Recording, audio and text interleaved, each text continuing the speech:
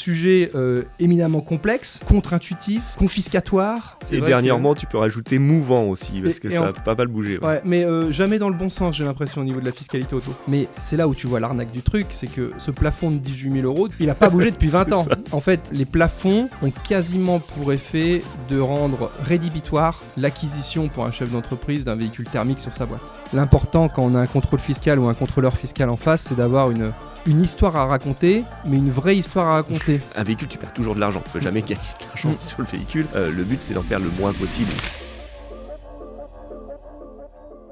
Bon, là, on est bon. Le Zoom, il enregistre. Et nouveauté de la nouvelle saison.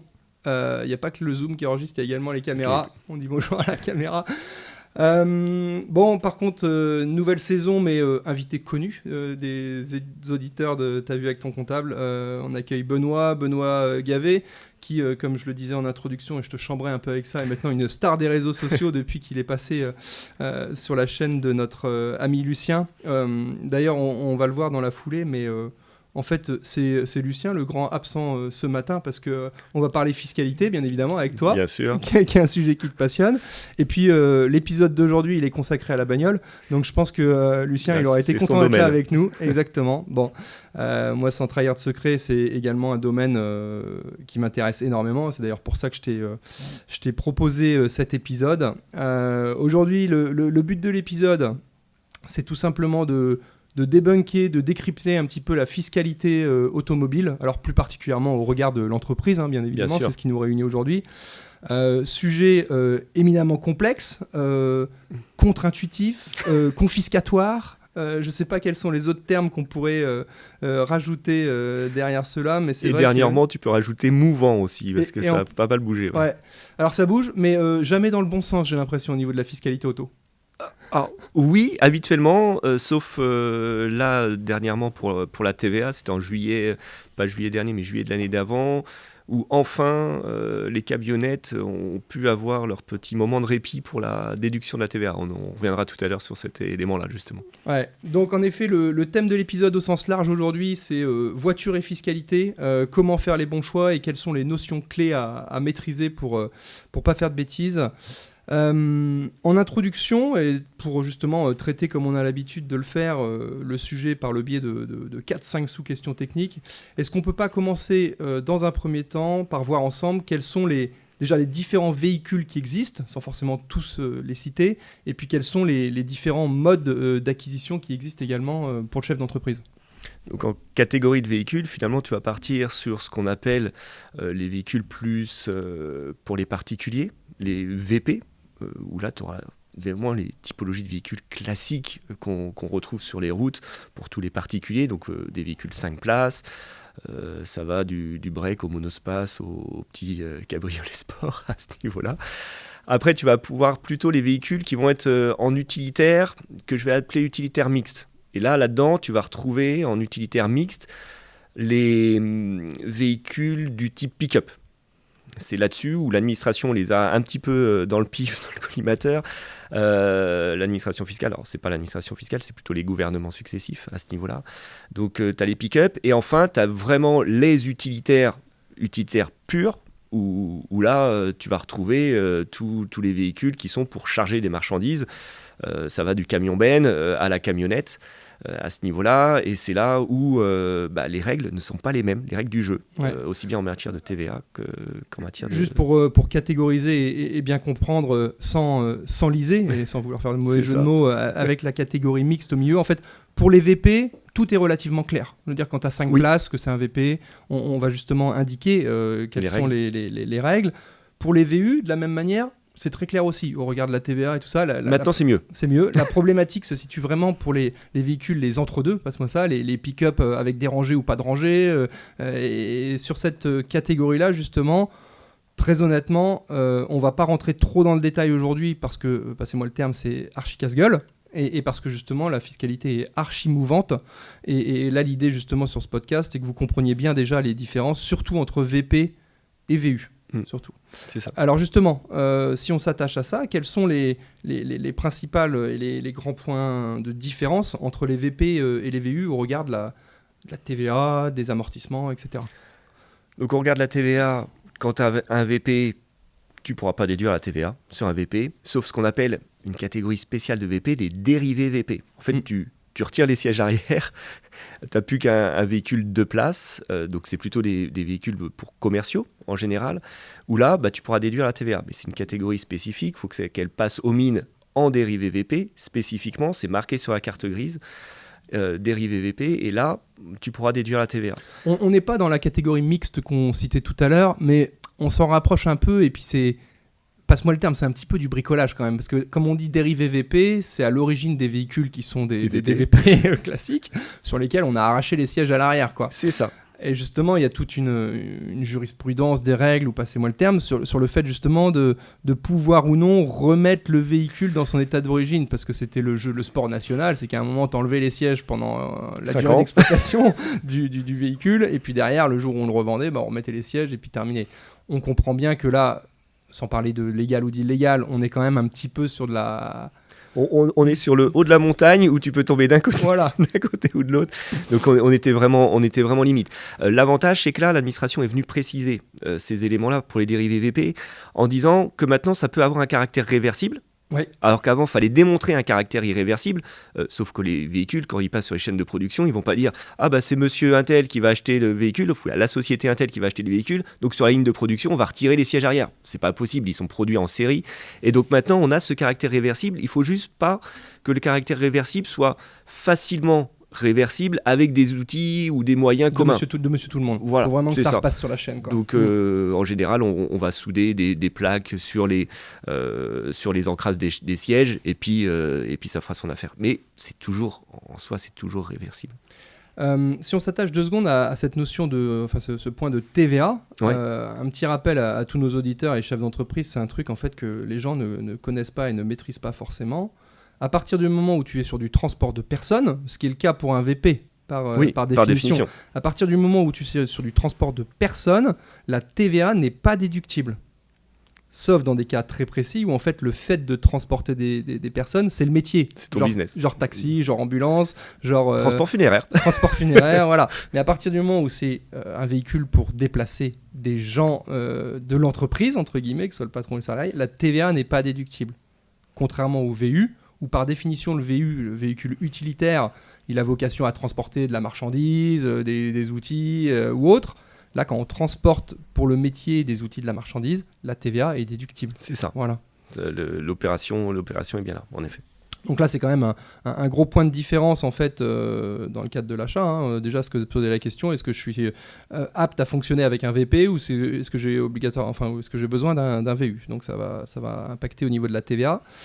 Et derrière, si on s'attache à expliquer un petit peu les autres taxes qui vont potentiellement gréver le véhicule particulier, moi je pense logiquement à la taxe sur les véhicules de société qui a changé de nom il y a quelques années. Exactement. Et c'est pas une taxe mais c'est une règle fiscale, c'est les amortissements. Est-ce qu'on peut revenir 2-3 secondes sur ces deux points? Sur ces 2 points. Donc au niveau de l'amortissement, on va te limiter à partir du moment où le véhicule émet un certain niveau de CO2. En fait, tout est basé là-dessus. Et donc, en fait, tu as des plages de CO2 et tu as des plages d'amortissement. Si tu dépasses trop de CO2, tu ne pourras pas déduire l'intégralité de la valeur du véhicule. Principe de base, quand on est en entreprise et qu'on achète quelque chose qui a de la valeur, on ne déduit pas tout en one shot. Si on achète un véhicule 10 000 balles, par exemple, et si on fait abstraction de cette notion de plafond, on va déduire 2 000 € par an sur les 5 prochaines années. C'est ça. Sauf que justement, concernant les véhicules, il y a des plafonds maximaux d'amortissement tolérés. C'est ça. D'ailleurs, je fais une petite parenthèse, et je pense qu'on en a déjà parlé ensemble, mais c'est là où tu vois l'arnaque du truc, c'est que ce plafond de 18 000 €, 18 300 pour être précis de mémoire, que j'ai appris à l'école il y a une vingtaine d'années. Il n'a pas bougé. Il n'a pas bougé depuis 20 ans. Sauf que quand tu regardes... T'en as un plus petit à 9 900 et puis t'en as un peu plus gros à 36 000, je crois, ou quelque chose comme ça. C'est ça, moi c'est ce que je dis à chaque fois pour arrondir et simplifier. 18 000 le truc de base, 9 000 si tu pollues, 20 000 si t'es de l'hybride et 30 000 si t'es de l'électrique. Mais on voit bien en fait que ces plafonds n'ont pas du tout été indexés avec le prix des véhicules. Ce qui indirectement, en maintenant ces plafonds, on punit davantage. Et puis en plus, ils sont allés diminuer coefficient de CO2. Ouais. Donc en plus, on va se retrouver de plus en plus dans cette typologie du véhicule, avec une volonté quand même, en fait, au niveau des différents gouvernements, d'orienter vers l'électrique, qui est, on va dire... subventionné politique. Ah oui. Et alors, pourquoi je disais subventionné ? Parce que c'est vrai que ce plafond d'amortissement, donc le 30 000 dont on parlait, et puis il y a cette histoire de batterie dissociable, je ne vais pas rentrer dans le détail technique, vous prendrez une consultation privée pour bénéficier de ces conseils ultérieurs. Mais en fait, les plafonds ont quasiment pour effet de rendre rédhibitoire l'acquisition pour un chef d'entreprise d'un véhicule thermique sur sa boîte. C'est ça. En fait, à partir du moment où tu prends un véhicule 4x4, quand je dis 4x4, c'est pas forcément un gros SUV ou quoi, tu prends par exemple un Tiguan 4 roues motrices, je suis prêt à parier en fait qu'on est dans le plafond à 9000, parce qu'en fait le fait d'avoir 4 roues motrices, souvent ça génère avec du CO2, exactement. Un plus gros moteur. Et donc, je veux dire, un Tiguan, ça n'a quand même rien d'exceptionnel. Un Tiguan 4x4, tu te retrouves avec un véhicule qui vaut 50, 60 000, peu importe, et en fait tu vas pouvoir déduire dans tes comptes jusqu'à 9000, point. Donc c'est vraiment un frottement fiscal énorme qui rend de plus en plus difficile, voire inconcevable, le fait de mettre des véhicules thermiques classiques dans une société, en achat en société. Et à l'inverse, le plafond de l'électrique à 30 000 et encore un peu plus si on va dissocier la batterie, rend ça plus intéressant. Subventionné par le gouvernement directement, je veux dire, 25%, c'est ton taux d'IS. Voilà. et c'est souvent d'ailleurs le choix en fait de la typologie de véhicule par le dirigeant. Est-ce que je prends un VP, un VU, est-ce que je prends un électrique, est-ce que je prends un thermique, qui va déterminer en fait est-ce que je l'achète en pro ou en perso. C'est ça. C'est d'ailleurs un gros travail que je fais pour les personnes. Là, alors je pense que je l'ai quasiment jamais fait sur les épisodes de podcast, mais c'est l'instant auto-promo. C'est l'instant auto-promo où moi, dans le cadre de mon métier et puis des recherches que j'ai pu faire sur ce domaine et puis de ma passion qui est l'automobile, je conseille les chefs d'entreprise de façon individualisée sur justement comment acheter leur véhicule, alors perso ou pro, dans les meilleures conditions. Est-ce qu'on le met sur la boîte ? Est-ce qu'on fait des IK ? Est-ce qu'on amortit ? Est-ce qu'on prend un électrique et tout ça ? Et je fais des consultations et vous aurez un lien d'ailleurs en commentaire de l'épisode pour éventuellement prendre rendez-vous si cette problématique vous concerne. Mais en fait, il y a plein de choses à voir avant de dire je vais prendre ce véhicule dans telles conditions. C'est quelle typologie de véhicule j'ai besoin ? Est-ce que je le mets sur la boîte ou en perso ? Et puis derrière, question ultime, est-ce que je l'achète cash ? Est-ce que je finance ? Est-ce que je fais un LOA ? Et en fait, avec les chefs d'entreprise, je m'attache à répondre à ces 3 questions. Et puis, comme je dis souvent, la solution se présente naturellement à toi à la fin. Puis ça va dépendre de l'utilité aussi qu'ils en ont. Parfois des achats de véhicules alors qu'ils l'utilisent quasiment pas. À part un véhicule passion, normalement, c'est pas dans la société. Ouais, on est bien d'accord. Donc, il y a cette notion-là aussi à prendre en compte. Ce qui est important, et compte tenu de ton métier et de ton expérience pro, je pense que tu diras pas le contraire. L'important, quand on a un contrôle fiscal ou un contrôleur fiscal en face, c'est d'avoir une histoire à raconter, mais une vraie histoire à raconter. Une vraie histoire. Exactement. À raconter. Qui soit une justification. Qui soit le plus proche possible de la réalité de terrain. C'est ça. Si c'est ton véhicule plaisir du week-end pour aller faire des courses sur circuit, tu le mets pas sur la boîte. Exactement. Et ça fait partie des problématiques parfois. Sauf quand on s'appelle Lucien et que ça fait carrément partie de son là, métier. C'est l'activité même de l'entreprise. Donc c'est différent, mais c'est très rare à ce niveau-là. Est-ce qu'on peut parler 2 secondes rapidement de ce magnifique acronyme que je n'ai même plus en tête, c'est taxe à l'affectation économique des véhicules, je sais plus, donc l'ancienne TVS. Ouais. L'ancienne TVS qui a été transformée en taxe sur l'affectation économique des véhicules, en Joli. effet. Donc on parle plus de taxe sur les véhicules de société. Donc ça concerne, le champ est un peu plus large, c'est-à-dire que on va dire maintenant les entreprises individuelles sont dans le champ. Avant c'était taxe sur les véhicules de société. C'était que sur les sociétés. On s'est fait peur, nous, comptables, avec ça. Mais en même temps, ils sont dedans, mais on les exonère. C'est toujours simple comme ça, mais jusqu'à quand ? Puis après, tu as des règles de minimis, tu as des règles européennes qui peuvent faire sauter le dispositif. Mais en gros, on reste à peu près sur les mêmes notions que taxe sur les véhicules de société. Et là, on va regarder le taux d'émission de CO2 du véhicule, pour savoir combien tu vas payer chaque année sur cette taxe, sur même pas l'utilisation du véhicule, parce qu'il reste au garage, tu payes quand même. Et en fait, c'est en fonction, voilà, tu as des tranches de CO2 et tu sais combien tu vas payer. Et pour certains, la VU, En l'occurrence, on verra les règles peut-être tout à l'heure, au niveau des véhicules qui rentrent dedans et ceux qui ne rentrent pas dedans. On se retrouvait à avoir des véhicules, mais qui... Enfin, c'est démesuré comme taxe. C'est des 3 000, 4 000, 5 000, 6 000 euros par an pour un véhicule. Et là, on voit qu'il y a une volonté vraiment de taper fort sur ce type de véhicules les plus polluants. Sauf que quand tu as un VU, quand tu es artisan du bâtiment, bah forcément, tu traques des charges lourdes, tu as un gros moteur. Si tu as un gros moteur, derrière... tu vas émettre beaucoup de CO2 et les véhicules électriques ne sont pas adaptés sur ces éléments-là. Tu mets du carrelage à l'intérieur, ton véhicule électrique, tu fais quelques kilomètres et puis tu ne vas pas au bout du chantier bien sûr. À ce niveau-là. Oui, cette TVS, elle est non seulement devenue là aussi rédhibitoire, mais en plus elle est rédhibitoire d'un point de vue déclaratif et calcul. C'est-à-dire qu'à l'époque, globalement, je savais le faire, une TVS sur un coin de table. Je ne sais plus faire un calcul de TVS sur un coin de table. C'est devenu tellement compliqué en termes de formules. C'est un barème progressif. Ouais. Avant, tu prenais ton taux de CO2, tu multipliais, c'était simple, et maintenant c'est un barème progressif. Donc de temps à temps, c'est tant, de temps à temps, et en fait tu multiplies comme l'impôt sur le revenu. Donc faut grimper les échelles au fur et à mesure, puis tu calcules. Donc ça complique un petit peu la donne de calcul. Et ce qui est difficile là-dessus, c'est qu'en effet, c'est une taxe à la détention annuelle, oui. Qui est à fond perdu, et doublement à fond perdu parce qu'en plus elle n'est pas déductible. Ce qu'il faut comprendre, c'est que des fois tu te dis j'ai ça à payer, mais bon, c'est pas grave. Ça va venir diminuer mon résultat et ça va donc venir diminuer mon impôt. C'est pas le cas pour cette taxe-là qui doit être réintégrée fiscalement à la fin de l'année, donc c'est du perdant-perdant, quoi. C'est ça.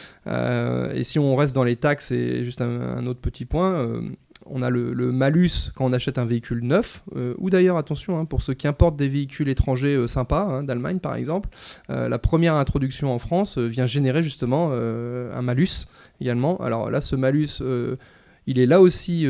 important, rédhibitoire. Bon, par contre, il est déductible. Mais après, généralement, quand tu achètes un véhicule qui subit un malus à l'introduction, c'est un bon indicateur comme quoi il n'est pas forcément pertinent de le mettre sur la boîte.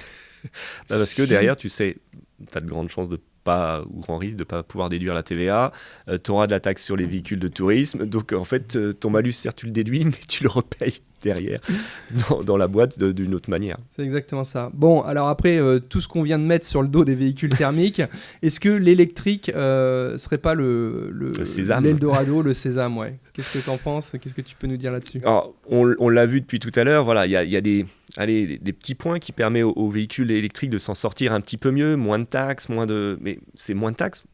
Qui dit moins de taxes, il dit quand même taxes. Donc, c'est-à-dire qu'on n'échappe pas à ces éléments-là. D'un point de vue de la TVA, ça ne changera pas grand-chose.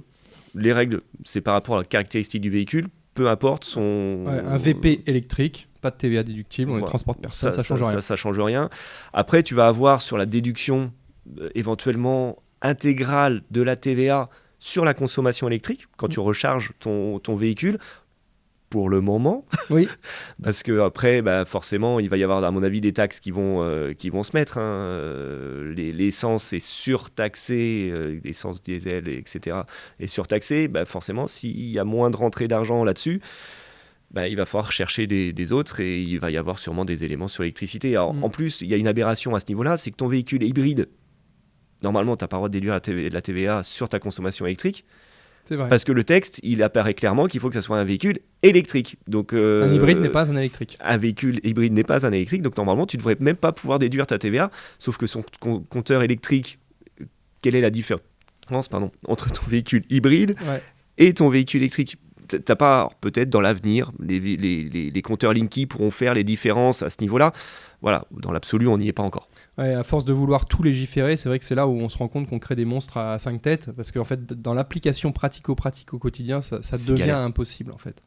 Mais il y a un point dont on n'a pas encore parlé et qui est vraiment un avantage clé pour l'électrique, c'est cette histoire d'avantage en nature. Vous savez, quand il y a un salarié ou un dirigeant qui a un véhicule sur la boîte, mais dont il peut bénéficier le soir pour rentrer chez lui ou le week-end pour partir en vacances ou en week-end, on a cette notion d'avantage en nature. Et là aussi, en fait, la loi de finances l'année dernière est venue taper fort, enfin, c'est pas la loi de finances, enfin, financement de la sécurité sociale à URSSAF, est venue taper fort sur les avantages en nature sur les véhicules thermiques classiques, où on se retrouve avec des avantages en nature qui deviennent énormes et sur lesquels le dirigeant ou le salarié va payer donc de l'impôt sur le revenu et des cotisations sociales. Exactement. Sauf pour l'électrique, où là aussi on garde un avantage, enfin un mode de calcul et un abattement qui permet donc d'avoir un avantage en nature somme toute assez raisonnable. Ça le diminue de 70%. Ça le diminue de 70% pour peu, et là je passe une petite dédicace à mon copain qui est contrôleur de gestion chez Kia France, qui m'a dit oui, attention, 70% si ton véhicule est éco-scoré. Ouais, alors t'as l'éco-score en plus qui vient dans la balance à ce niveau-là, en effet. En effet, il faut que le véhicule électrique, par définition il est propre, enfin je rentre pas dans le débat des batteries, tout ça on s'en fout, mais en tout cas c'est vrai que s'il est importé de l'autre bout du monde, et en effet on va considérer qu'il est pas vraiment propre et donc il va pas pouvoir bénéficier de cet abattement avantage en nature. C'est ça, donc tu as ton éco-score à prendre en ligne de compte et se pose la question, tu parles des avantages en nature, avec ce rehaussement de l'abattement forfaitaire pour les véhicules électriques, mais en même temps d'un forfait pour les véhicules, c'est-à-dire que l'avantage en nature c'est par rapport à un forfait du montant d'achat du véhicule ou du montant de la location du véhicule.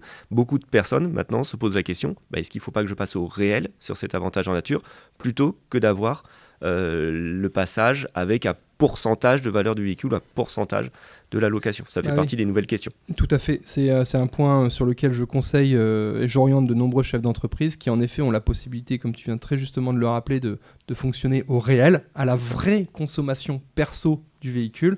Donc si on est au réel, à la vraie consommation perso, l'avantage en nature, je vais le calculer également au réel. Et donc si j'utilise que 10% le véhicule à titre perso, l'avantage en nature sera calculé qu'à 10%, pour faire très simple. Ce qui est beaucoup plus intéressant que le forfait de base, où de base en fait on considère que je sais pas, ça doit être 60% ou 50% à titre perso, j'ai plus les chiffres en tête.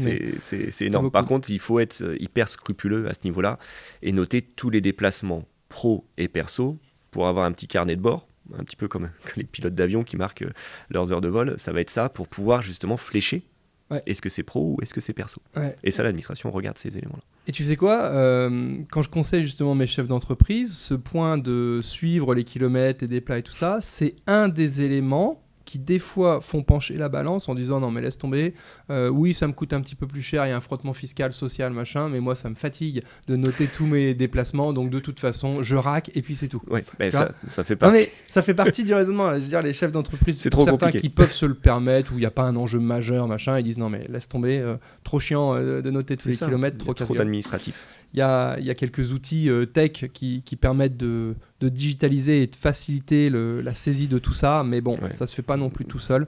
Il y avait, j'avais vu passer une véhicule de Nicolas, la chaîne YouTube Le Vendeur Automobile, et qui montrait justement un gars, une application qui avait été développée parce que beaucoup de véhicules sont connectés maintenant, et sont géolocalisés, sont connectés et tout ça, et donc l'application permettait de façon très très simple, en un clic à chaque déplacement, c'est-à-dire que tu t'éteins le moteur, tu tournes plus la clé maintenant, t'as juste à rajouter un clic sur ton écran ou sur ton portable pour dire ce trajet il était en pro ou en perso, c'est-à-dire que le point de départ était déjà renseigné, le point d'arrivée était déjà renseigné, le kilomètre était fait.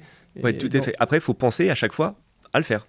Tout à fait. Donc en fait on va dire c'est un. Après le trajet, c'est un automatisme. Le trajet était enregistré.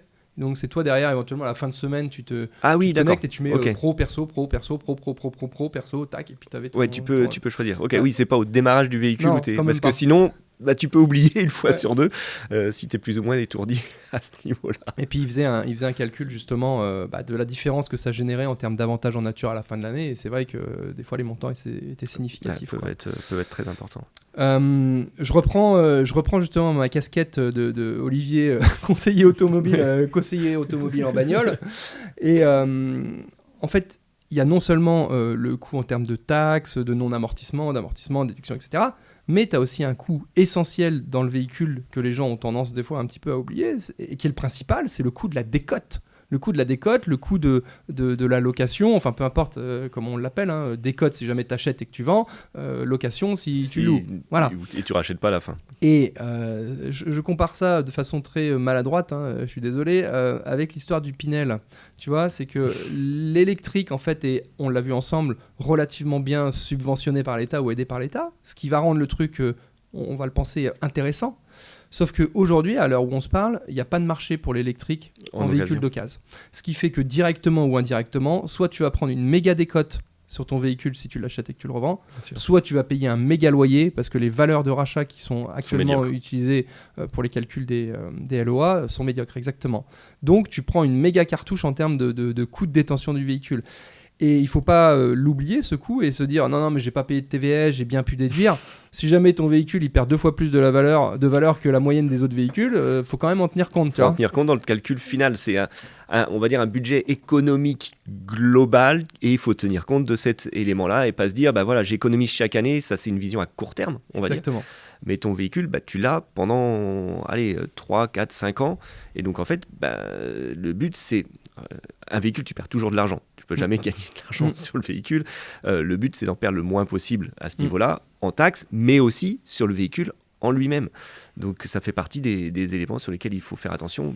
Tu as l'entretien aussi qui peut être primordial sur cet élément-là. Ouais, tout à fait. Et l'assurance. Et d'ailleurs, je notais, ça, c'est des éléments dont je parlais justement quand j'étais passé vite fait sur la martingale où, avec Mathieu Stéphanie, il me disait, on parlait de l'Audi RS6, et tu vois, l'Audi RS6 c'est la bagnole qui fait rêver un petit peu tout le monde, enfin pas forcément tout le monde, mais tous ceux qui aiment un peu la bagnole se disent ok, mais en fait en termes de coût d'assurance et de coût d'entretien, c'est un gouffre. C'est un gouffre, donc ça aussi, ça doit être intégré dedans. Mais pour parler des cotes et pour terminer là-dessus, tu vois, tu as une M3 Touring, pareil, les fans d'automobile savent de quoi je parle. Une M3 Touring, gros moteur essence, avec un gros malus, une TVS, etc. Sauf que c'est des véhicules qui coûtaient très très cher, mais qui au final tiennent pas mal la cote. Oui, donc finalement, tu peux t'en tirer en décotant moins qu'un véhicule lambda électrique qui, lui, va... Exactement. À l'inverse, t'achètes, et j'adore BM, et s'ils veulent sponsoriser un jour le podcast, ils seront bienvenus. Mais tu vois, tu prends une i7 électrique, vaisseau amiral, super véhicule, techno, machin, ça doit valoir, je sais pas, 150 000, neuf, je pense que là, d'occasion, avec 10 000 km ou 20 000, tu l'as à 70, quoi. Tu perds la moitié de la valeur. Exactement. Donc c'est là toute la difficulté entre, je vais prendre un véhicule qui va être très taxé à cause du malus et tout ça, mais qui va bien tenir la cote, et je vais prendre un véhicule électrique qui va pas du tout être taxé, mais par contre qui va prendre une méga décote. Bon. Ça dépend vraiment. Puis tu as des psychologies aussi de clientèle qui vont voir ah non, moi je veux l'État, j'en ai ras-le-bol, il fonctionne partout. Peu importe l'économie derrière, sur le véhicule, la décote ou tout, moi ce que je veux, c'est pas payer d'impôts sur le véhicule. Et psychologiquement, tu peux aller, c'est difficile d'aller contre ces avis-là, quoi. C'est clair. Alors, sans avoir de boule de cristal, parce que de toute façon, on n'en a pas besoin, comme on l'a dit en introduction, on sait globalement que la fiscalité bagnole en France n'est pas amenée à devenir plus clémente, sauf miracle, mais on ne l'espère plus. Est-ce que tu aurais non pas des pistes, des aides, mais des conseils à nous donner pour l'acquisition de véhicules dans les années à venir par le chef d'entreprise ? Il va y avoir sûrement politiquement les éléments sur le véhicule électrique. C'est le cheval de bataille, vouloir électrifier. Et étant donné que les particuliers en eux-mêmes boudent le véhicule électrique, ils se disent le meilleur moyen à ce niveau-là de partir sur des flottes de véhicules, c'est de partir sur les sociétés. C'est-à-dire avoir des flottes entières qui sont achetées et qui iront après sur le marché de l'occasion, derrière en seconde main. Et ça permet de taper fort sur des volumes importants pour justement, tu parlais du marché de l'occasion, pour pouvoir repartir sur un marché de l'occasion qui va être naissant, qui est pour l'instant. Donc la volonté des gouvernements, c'est d'aller moins sur les particuliers, en tout cas les gouvernements actuels, et d'aller plus sur les entreprises qui, elles, ont besoin de véhicules, vont réfléchir à la fiscalité, puisque ça a un coût direct pour elles. Et donc, le véhicule électrique peut, sans être l'Eldorado, parce que tu es toujours taxé, mais être, on va dire, moins taxé que des véhicules thermiques. Super. Avant de conclure, et juste, on a vu passer quelques articles, et juste en 2 mots pour pas s'égarer, sur justement cette notion de déduction de TVA sur les flottes de véhicules. Tu as vu passer ça ? Sur le fait pour les salariés, les mises à disposition. Voilà. Alors bon, là c'est mon avis, mes lectures, mes constatations. Ne vous laissiez pas biaiser par les pseudo-articles de pseudo-conseils en disant on a trouvé la solution pour déduire la TVA sur les VP. Non, en fait, l'idée en fait c'est que la logique d'ailleurs du gouvernement, enfin des impôts là-dessus, c'est de dire on a fait payer un loyer au salarié pour qu'il loue son véhicule. Et donc, le fait de lui faire payer un loyer, c'est comme si on lui loue. C'est une activité professionnelle, et donc c'est une activité professionnelle qui doit être assujettie à TVA. Donc, je mets de la TVA sur ce loyer, et la contrepartie logique, c'est que je vienne déduire sur l'acquisition. Et donc, il y a certains chefs d'entreprise, conseillers, avocats fiscalistes qui ont essayé de s'engouffrer là-dedans. Alors, deux choses. D'une part, il y a des règles très très précises pour pouvoir en effet appliquer ce dispositif, et il y a une règle qui à mon sens est déjà rédhibitoire, c'est l'histoire de contrepartie significative, c'est-à-dire que le salarié doit payer une contrepartie significative pour l'utilisation de son véhicule à titre perso. Et tu as deux notions dans ton élément, c'est contrepartie significative et payer un loyer. Oui, effectivement. Tu as deux notions à ce niveau-là, et que l'avantage en nature, c'est pas un paiement. Exactement. De loyer. Ça a été écrit noir sur blanc. Dans le positionnement d'un avantage en nature sur le bulletin de salaire ne constitue pas une contrepartie suffisante. C'est ça. Alors, on devait avoir normalement une réponse ministérielle qui avait été posée en juillet dernier. Sauf que la question ministérielle est passée aux oubliettes il y a quelques semaines, dans le sens où en fait le député n'est plus député, et donc en fait comme il n'est plus député, la question elle sera pas répondue. Donc en fait il va falloir qu'un autre député repose une question sur cette notion-là, en se disant finalement l'avantage en nature il est négocié lorsque tu arrives dans l'entreprise, et finalement si tu as un salaire qui est pas trop important, mais un avantage en nature d'un véhicule, tu vas pas demander ton salaire. Et si tu n'as pas le véhicule, tu vas demander un plus gros avantage en nature. Donc dans la psychologie, il se disait, finalement, c'est quand même un loyer déguisé. Et donc, on pourrait déduire la TVA. C'était la question qui était posée au ministre, auquel on n'a pas de réponse. Ok. On espérait d'ici la fin de l'année, mais non. Bon, merci beaucoup Benoît pour tous ces éclaircissements sur ces notions complexes. Si vous avez justement des questions ou des problématiques très techniques sur votre pick-up, sur la TVA, la TVS, Benoît est votre allié pour vous dépatouiller des griffes potentielles de l'administration si on vient vous chercher des poux là-dessus. Et puis si vous êtes chef d'entreprise et que vous souhaitez être conseiller pour ne pas trop perdre d'argent dans le cadre de l'acquisition de votre véhicule, comme tu disais à juste titre, on gagne rarement de l'argent, mais on peut essayer de ne pas trop en perdre. C'est ça. Et prenez rendez-vous avec moi et je me ferai un plaisir de vous conseiller. J'espère que cet épisode vous aura apporté des notions intelligibles et claires sur tous ces aspects fiscalité bagnole. Merci Benoît, et puis on se redonne rendez-vous pour un autre épisode sur d'autres thématiques. Avec plaisir. Ça marche. Allez, à bientôt. À bientôt. Salut Olivier.